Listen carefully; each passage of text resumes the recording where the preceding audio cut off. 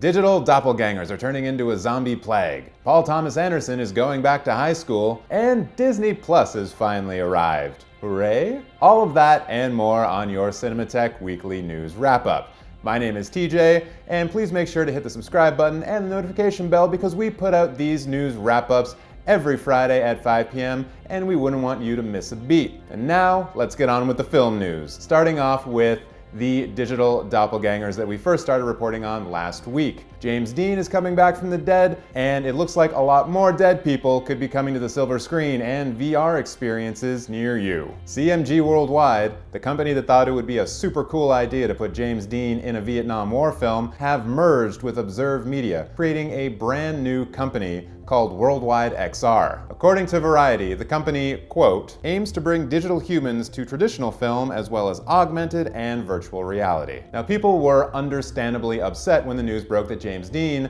would be coming back to the big screen. But Worldwide XR CEO Travis Cloyd says people shouldn't be that upset. This technology was coming anyways, and everything is gonna be fine. And I think if Cloyd were to play on the idea that these are just kind of like holograms, similar to what we would see in, say, a Star Trek holodeck, then maybe he could curry some goodwill. That is a great story. But considering his next statement, I think he might not have seen those particular episodes of Star Trek: The Next Generation and all the other ones. Cloyd said, and I quote, "There's a lot more to come for James Dean. Think of it as James Dean 2.0. And to this I say, f you, Travis Cloyd. People are not programs that are iterated on. They deserve more respect than having a 2.0 slapped on the back end of their name." But please let me know what you think about this news in the comments below. Do you agree with Cloyd that this was inevitable, or are you still super mad? And like me, are you worried what this means for digital likenesses as they fall into the public domain? Let us know in the comments. Moving on, 159 documentary films have been submitted for the Best Documentary Feature-Length Film category for the 2020 Oscar Awards. And yes, friends, that is a heck of a lot of documentaries, way more than I've seen this year. Notable entries include Apollo 11, Where's My Roy Cohn, Fire, The Greatest Party That Never Happened, and, of course, Hail Satan. The list of 159 docs will be shortened to a short list of 15 films, and that will be announced on December 16th, followed by the eventual nomination announcement on January 13th. And I wanted to bring this up as a way of admitting that I don't really talk about documentaries much on this channel because I don't often see many documentaries. And so I would like to take this opportunity to put this back to the community and say, what documentaries have you seen and which ones do you think I should check out? Also, should we cover documentaries more often on this channel? I'd love to know if that's something that you'd be interested in. Moving away from documentaries, we have news that Paul Thomas Anderson is well on his way to making his next film, and that couldn't make us happier. The hype train started rolling thanks to the state of California announcing which film projects will be receiving state funding through tax credits in the 2020 calendar year. The yet untitled film will be set in the San Fernando Valley sometime in the 1970s, and it will follow a child star who had a fair amount of success going to high school. Like I said, I'm very happy about this. I think this is great news, hearing that Paul Thomas Anderson is making another film. Honestly, if I were to read a news article about this guy taking out his phone and taking a video of a cat, my first response would be, yeah, but when can I see it in 70mm? It's a great film joke.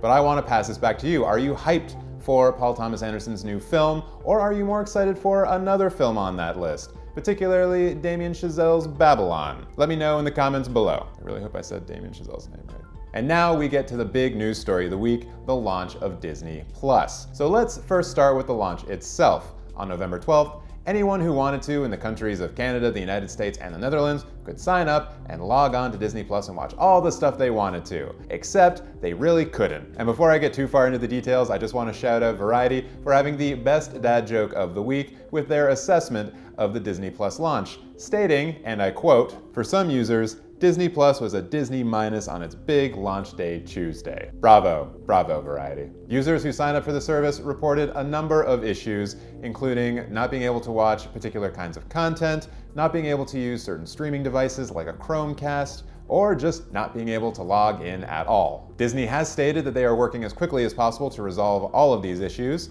and considering this is the big thing that they're launching this year that is not called Avengers Endgame, I think we can take them at their word. Oh, I guess Star Wars is also releasing too. If you're still experiencing problems, I've left a link to the Games Radar error guide in the description below. They list all of the errors that people have reported getting and ways that you can get around them or fix them yourself. So thank you to Games Radar for putting that together. Now, once people were able to log into Disney Plus, they got a bit of a surprise. The original Star Wars trilogy is on there in 4K, in HDR, and I think in Dolby Atmos as well. So naturally, fans of the franchise flocked to watch the updated versions. And at first, it was all smiles because Disney has added back in the 20th Century Fox fanfare that we all know and love from our childhood. And honestly, and I'm speaking about this very personally, Star Wars never really felt like Star Wars unless it had those trumpets right at the beginning. So I'm actually pretty happy with this news. And then things tip back to weird because it looks like George Lucas is not yet done tampering with the original cut of A New Hope. The eagle-eyed among you noticed that the Han shooting first cantina scene has been altered yet again. Of course, in the original A New Hope, it started with Han Solo, you know, the guy who's a smuggler and a total badass, shooting some dude who's about to take him in on a bounty. Yes, I bet you have. Then George Lucas changed it, so Greedo shot first, and then Han Solo moved his head a little bit and used the Force or something. Or maybe they did, who knows. In any case, it was dumb. And now in the brand new version of it, we have Han and Greedo shooting at the exact same time, and then there's an explosion for some unknown reason, and then Greedo's just dead on the table. I guess George thought this was a better way of going about it, but to be completely frank, the best way of going about it was the original way, the first way. Stop fucking with your shit, George. So we had some not good times, then we had some good times, and then we had some not good times again, and it made me wonder, how is that actually going to affect the launch numbers for Disney Plus? Is word of mouth going to hit the numbers down a bit? Are people going to not subscribe because of what they're hearing about it?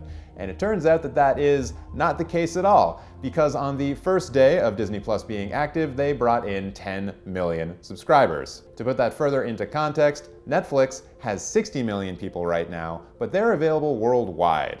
To reiterate, Disney Plus is available in 3 countries. So there is a lot of the worldwide market that they're not even trying to compete in yet. It will be interesting to see how those numbers fluctuate as we get past the initial 7-day free trial period, but I think it's safe to say that Disney is pretty happy with the result, even though their name got dragged through the mud a little bit because of a rocky launch. So I think it will be interesting to see how these numbers change once the 7-day free trial period has expired, but for now, all we can say is, well done, Disney. You're that much closer to realizing your Monopoly wet dream. But I don't want to be this weekly news wrap-up to be all about my saltiness, so please let me know in the comments if you have actually tried Disney Plus and how it worked for you. And with that, cinephiles, we are at the end of your weekly news wrap-up. Coming to theaters this weekend, we have Charlie's Angels, Ford vs. Ferrari, and Waves, and a few others. It's actually a pretty good weekend to be going to the movies, so please let us know what you're going to be seeing in the comments below. Not going to the movies? Then what the heck are you going to be streaming?